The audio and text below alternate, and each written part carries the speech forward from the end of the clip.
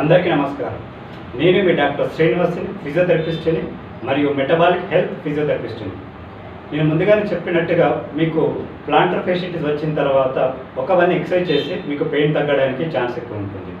కేవలం ఎక్సర్సైజ్ పైనే ఆధారపడకూడదండి. మనకు ప్లాంటర్ ఫేషియటిస్ ముందుగా చెప్పినట్టుగా ఓవర్లోడ్ అంటే శరీర బరువు ఎక్కువ హీల్ మోయడం వల్ల పెయిన్ వస్తుందని అనుకున్నాం కదా, దాన్ని మనం అన్లోడ్ చేయాలి. అన్లోడ్ ఎలా చేయాలి అంటే, ఫర్ ఎగ్జాంపుల్ ఒబేసిటీ ఉన్న వాళ్ళు బరువు తగ్గించుకోవాలి. తర్వాత స్టాండింగ్ ఎక్కువ వర్క్ చేసేవాళ్ళు ఎట్ ఏ స్టెచ్ అంటే మోర్ దెన్ 2 అవర్స్ నిల్చోకుండా మధ్యలో రెస్ట్ ఇస్తూ మీరు కూర్చొని మళ్ళీ నిల్చోవడానికి ప్రయత్నించాలి. ఆ విధంగానే తర్వాత రన్నర్స్ని వాళ్ళ యొక్క వాల్యూమ్ని, లాంగ్ డిస్టెన్స్ పరిగెత్తే వాళ్ళు మోర్ దెన్ 10 కిలోమీటర్స్ పరిగెత్తే వాళ్ళు వాళ్ళ యొక్క డిస్టెన్స్ని తగ్గించుకోవాలి. ఈ విధంగా తగ్గించుకున్నప్పుడు మనకి ఏంటంటే లోడ్ అనేది హీల్ పైన తగ్గుతూ ఉంటుంది. దాంతో పాటు మనం ఎక్సర్సైజ్ చేసినప్పుడు మనకు సరైన ఫలితం వస్తుంది.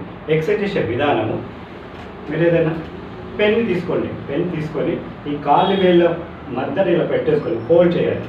చేసిన తర్వాత ఒక 1 మినిట్ వరకు ముందుకు కానీ హోల్డ్ చేయాలి, లేదా వెనుకకి కానీ హోల్డ్ చేయాలి. ఈ విధంగా మీరు 2 మినిట్స్ లేదా 4 మినిట్స్. సాధారణంగా ఫస్ట్ టైం మీరు చేసినప్పుడు ఏమవుతుందంటే కాలు పట్టేయడం లాంటివి జరుగుతుంది. ఇది సహజంగా.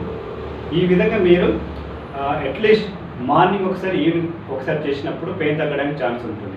ఇలా చేయలేని వాళ్ళు కనీసం ఈ పెన్ ఇలా పట్టేసుకొని ముందుకి వెనక్కి ఇలా చేసినా కూడా మీకు ఫలితం రావడానికి ఛాన్స్ ఎక్కువ ఉంటుంది.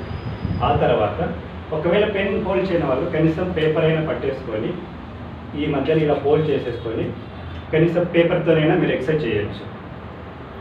సో ఇలా ఇంత చేసినా మనకు ఫలితం రానట్లయితే మీరు వెంటనే డాక్టర్ని కన్సల్ట్ అయితే మంచి బెటర్. ఎక్కువ వెయిట్ చేయకండి. ఏదైనా డాక్టర్ వెంటనే కలిస్తే ఏంటంటే మీకు ఫలితం తొందర రావడానికి ఛాన్స్ ఎక్కువ ఉంటుంది. ఇకపోతే మనం ఒబేసిటీ గురించి మెటబాలిక్ హెల్త్లో మాట్లాడుకుందాం. నెక్స్ట్ వీడియోలో కలుద్దాం. అప్పటి వరకు సెలవు.